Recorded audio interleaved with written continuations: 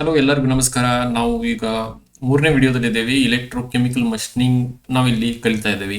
ಆಮೇಲೆ ಪ್ಲೀಸ್ ಎಲ್ಲರೂ ಒಂದು ಸ್ವಲ್ಪ ವಿಡಿಯೋನ ನಿಮ್ಮ ಫ್ರೆಂಡ್ಸ್ ಶೇರ್ ಮಾಡಿ, ಆಮೇಲೆ ಚಾನಲ್ ಸಬ್ಸ್ಕ್ರೈಬ್ ಮಾಡಿ. ನೋಡಿ ಶುರು ಮಾಡೋಣ. ಓಕೆ ಓಕೆ ನಾನು ಶುರು ಮಾಡ್ತೀನಿ. ಸೊ ಇಲ್ಲಿವರೆಗೂ ನಾವು ಇದಕ್ಕಿಂತ ಮುಂಚೆ ಅಲ್ಟ್ರಾಸಾನಿಕ್ ಮಷಿನಿಂಗ್ ಅಥವಾ ಇದನ್ನು ಪ್ರೊಸೆಸ್ ಏನಿದೆ ಅದನ್ನ ತಿಳ್ಕೊಂಡಿದ್ದೀವಿ. ಸೊ ಇಲೆಕ್ಟ್ರೋಕೆಮಿಕಲ್ ಮಷಿನಿಂಗ್ ಅಂದ್ರೆ ಏನು ಅಂತ ಹೇಳಿ ನಾವಿಲ್ಲಿ ತಿಳ್ಕೊತೀವಿ. ಇದಕ್ಕೆ ಶಾರ್ಟ್ ಒಳಗೆ ECM ಅಂತ ಹೇಳಿ ಕರೀತಾರೆ. ಇದ್ರ ಮೇಲೆ ನಿಮಗೆ ಕ್ವಶನ್ಸ್ ಕೇಳಬಹುದು. ವಾಟ್ ಈಸ್ ಇಲೆಕ್ಟ್ರೋಕೆಮಿಕಲ್ ಮಷಿನಿಂಗ್ ಅಥವಾ how why we are utilising ಅಥವಾ ಎನಿ ಸ್ಪೆಷಲ್ ಕೇಸ್ ನಿಮಗೆ ಕೇಳಬಹುದು. ಇದು ಪ್ರೊಸೆಸ್ ಇದೆ, ಅದನ್ನ ನೀವು ಈ ಯಾವ ಪ್ರೊಸೆಸ್ ನೀವು ಮಾಡ್ತೀರಿ ಅಂತೇಳಿ. ಸೊ ಇದ್ರೊಳಗೆ ನೀವು ಯಾವ process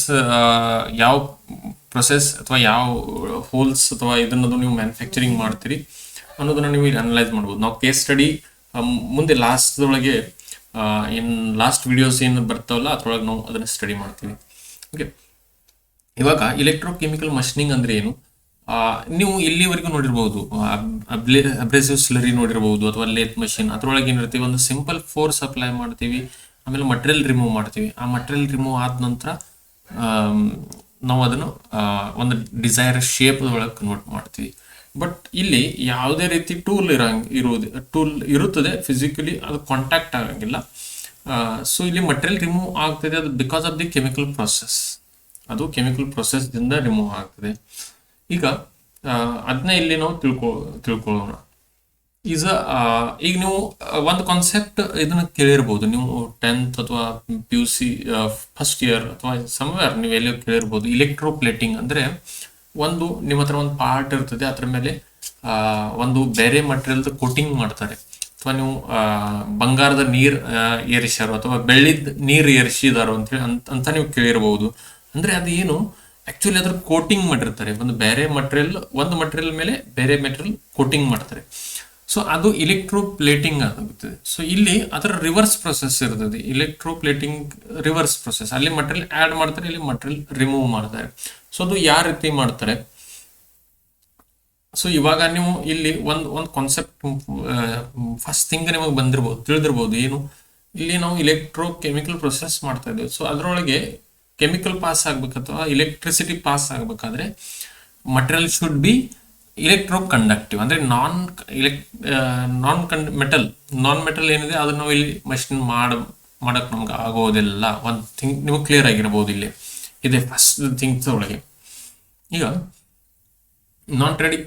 traditional ECM is opposite to the electrochemical or galvanic coating. Same ನಾ ಏನು ಕಾನ್ಸೆಪ್ಟ್ ನಿಮ್ಗೆ ಹೇಳಿದೆ. ಆಮೇಲೆ electrically conductive by a shaped tool due to the flow of a high current at a relative low potential difference through an electrolyte. ಅದೇ ನಾನು ನಿಮಗೆ ಹೇಳಿದೆ, conductive material ಇರಬೇಕು, ಆಮೇಲೆ ಆ material should be electricity flow ಯಾಕೆ ಆಗ್ತದೆ, because of the potential difference. ಅದೇ ಕಾನ್ಸೆಪ್ಟ್. ಸೊ ಇಲ್ಲಿ ನೀವು ಈಗ ಈ ಡ್ರಾಗನ್ ಒಳಗೆ ನೋಡಬಹುದು ಏನಿರ್ತದೆ, ಒಂದು ಆ್ಯನೋಡ್ ಅಥವಾ ಇನ್ನೊಂದು ಏನಿರ್ತದೆ ಕ್ಯಾಥೋಡ್ ಅಂತ ಹೇಳಿರ್ತದೆ. ಸೊ ಇದ್ರೊಳಗೆ ಯಾವ ಪಾರ್ಟ್ ಆ್ಯನೋಡ್ ಅಥವಾ ಯಾವ ಪಾರ್ಟ್ ಕ್ಯಾಥೋಡ್. ಕ್ಯಾಥೋಡ್ ಅಂದ್ರೆ ಒಂದು ವರ್ಕ್ ಅಥವಾ ಟೂಲ್, ಇನ್ನೊಂದಿರ್ತದೆ ಟೂಲ್. ಅದ್ರೊಳಗೆ ಕ್ಯಾಥೋಡ್ ಯಾವುದು, ಆ್ಯನೋಡ್ ಯಾವುದು? ಆ್ಯನೋಡ್ ವರ್ಕ್ ಅಂದ್ರೆ cathode other tool among with the ಇದನ್ನ. ಅಂದ್ರೆ ಟೂಲ್ ಏನಿರ್ತದೆ ಇಲ್ಲಿ ಕ್ಯಾಥೋಡ್ ಇರ್ತದೆ, ಆಮೇಲೆ ವರ್ಕ್ ಪೀಸ್ ಏನಿರ್ತದೆ ಆ್ಯನೋಡ್ ಇರ್ತದೆ ಇಲ್ಲಿ ಅಂತೇಳಿ ಆಕ್ಟ್ ಮಾಡ್ತವೆ. ಸೊ ಅವುಗಳನ್ನ ಎರಡು ಇದನ್ನ ಮಾಡ್ತಾರೆ. ಪವರ್ ಸಪ್ಲೈ ಒಳಗೆ ಒಂದು ನೆಗೆಟಿವ್ ಟರ್ಮಿನಲ್ಸ್, ಒಂದು ಪಾಸಿಟಿವ್ ಟರ್ಮಿನಲ್ ಕನೆಕ್ಟ್ ಮಾಡ್ತಾರೆ.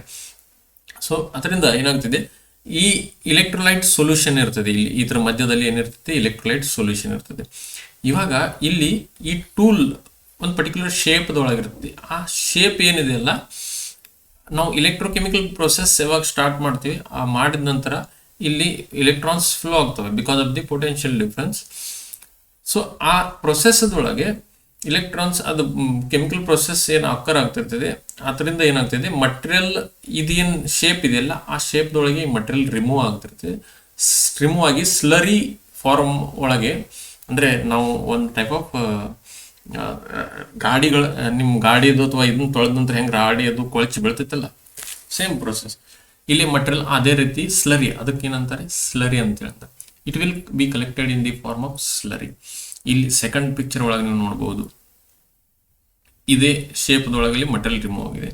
ಸೊ ಇದ್ರೊಳಗೆ ಆ್ಯನೋಡ್ ಮತ್ತು ಕ್ಯಾಥೋಡ್ ಅದು ನಿಮ್ಗೆ ಕಾನ್ಸೆಪ್ಟ್ ನೆನಪಿರಬೇಕು. ಆಮೇಲೆ ಪೊಟೆನ್ಷಿಯಲ್ ಡಿಫ್ರೆನ್ಸ್ ಇಂದ ಫ್ಲೋ ಆಗ್ತಿದೆ. ಇವಾಗ ಇಲೆಕ್ಟ್ರೋಲೈಟ್ ಸೊಲ್ಯೂಷನ್ ಯಾವ್ದು ಇದೆ ಅನ್ನೋದು ಒಂದು ಕ್ವಶನ್ ಇಲ್ಲಿ ನೋಡ್ಬೋದು. ಸೊಲ್ಯೂಷನ್ ಏನಿದೆ, generally neutral salt solution of sodium chloride is taken as a electrolyte. So remember that one. ಆಮೇಲೆ ನೆಕ್ಸ್ಟ್ ಅದೇ ನಾ ಏನು ಕಾನ್ಸೆಪ್ಟ್ ಎಕ್ಸ್ಪ್ಲೇನ್ ಮಾಡಿದೇನಲ್ಲ ಅದಿಲ್ಲಿ fully it is return. So ಇಲ್ಲಿ ರಿಯಾಕ್ಷನ್ ಏನಾಗುತ್ತದೆ, ನೀವು ಪ್ರೊಸೆಸ್ ಕೇಳಿದ್ರೆ ಆ ಇದ್ರದಲ್ಲಿ ನೀವು ಇದನ್ನು ಬರಿಬಹುದು, ಈ ರಿಯಾಕ್ಷನ್ ನೀವು ಬರಿಬಹುದು. ಅಲ್ಲೇ ಏನಾಗುತ್ತದೆ, the hydrogen ions will take away the electrons from cathode. ಕ್ಯಾಥೋಡ್ನಿಂದ ಏನು ಹೊರಗೆ ಬೀಳುತ್ತದೆ, ಹೈಡ್ರೋಜನ್ ಅಯನ್ಸ್. ಆಮೇಲೆ and from the cathode and form the hydrogen gas. cathode ನಿಂದ ಏನು ಹೊರಗೆ ಬೀಳುತ್ತದೆ, ನಿಮ್ ಹೈಡ್ರೋಜನ್ ಅಯನ್ಸ್ ಹೊರಗೆ ಬೀಳುತ್ತದೆ. ಆಮೇಲೆ ಅದು ಏನು ಮಾಡುತ್ತದೆ, ಹೈಡ್ರೋಜನ್ ಗ್ಯಾಸ್ ತಯಾರಾಗುತ್ತದೆ. ಆಮೇಲೆ iron atoms will come out of the anode work piece with the electrolyte ions and would combine with the chloride ions to form a chloride. ಅದರಿಂದ ಏನಾಗ್ತದೆ, chloride combine with the chloride iron ಜೊತೆ combine ಆಗಿ chloride form ಆಗ್ತದೆ. ಆಮೇಲೆ sodium ions would combine with the hydroxyl ions to form a sodium hydroxide. ಇಲ್ಲಿ ನಿಮ್ಗೆ ಅರ್ಥ ಆಗಿಲ್ಲ ಅಂದ್ರೆ ನೆನಪಿಟ್ಕೊಳ್ಳಿ, ಏನಾಗುತ್ತದೆ, ಒಂದು forms a iron chloride and another sodium hydroxide.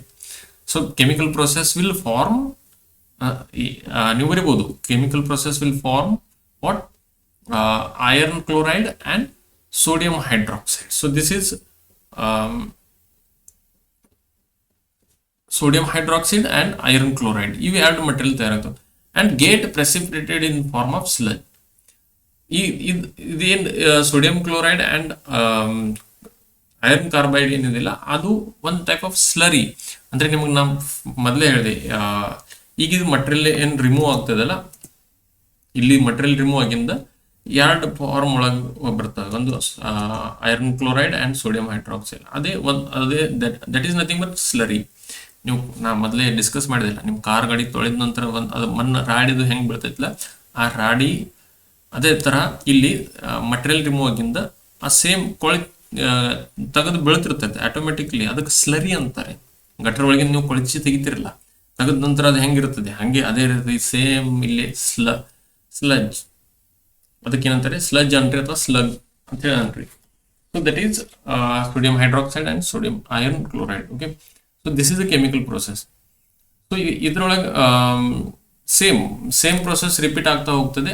ಆಮೇಲೆ ಮಟೀರಿಯಲ್ ಏನು ರಿಮೂವ್ ಆದ ನಂತರ ಅದು ಪ್ರೆಸಿಪೇಟೆಡ್ ಆಗಿ ಬೀಳ್ತಾ ಇರುತ್ತೆ.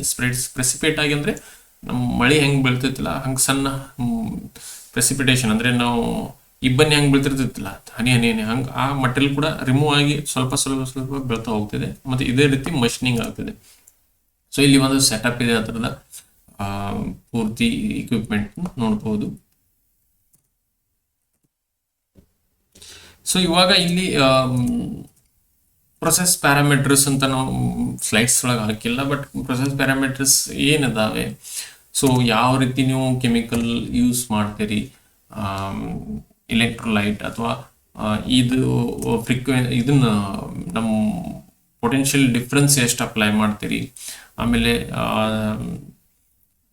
ಸೈಜ್ ಆಫ್ ದಿ ಟೂಲ್ ಅಥವಾ ವರ್ಕ್ ಪೀಸ್ ಅಥವಾ ಅದರಲ್ಲಿರುವಂಥ ಇಲೆಕ್ಟ್ರೋಲೈಟ್ ಇವೆಲ್ಲ ಅದರೊಳಗೆ ಬರ್ತವೆ. ಸೊ ಅದನ್ನು ನೀವು ಕೂಡ ಒಂದು ಸ್ವಲ್ಪ ನೋಟ್ ಡೌನ್ ಮಾಡಬಹುದು.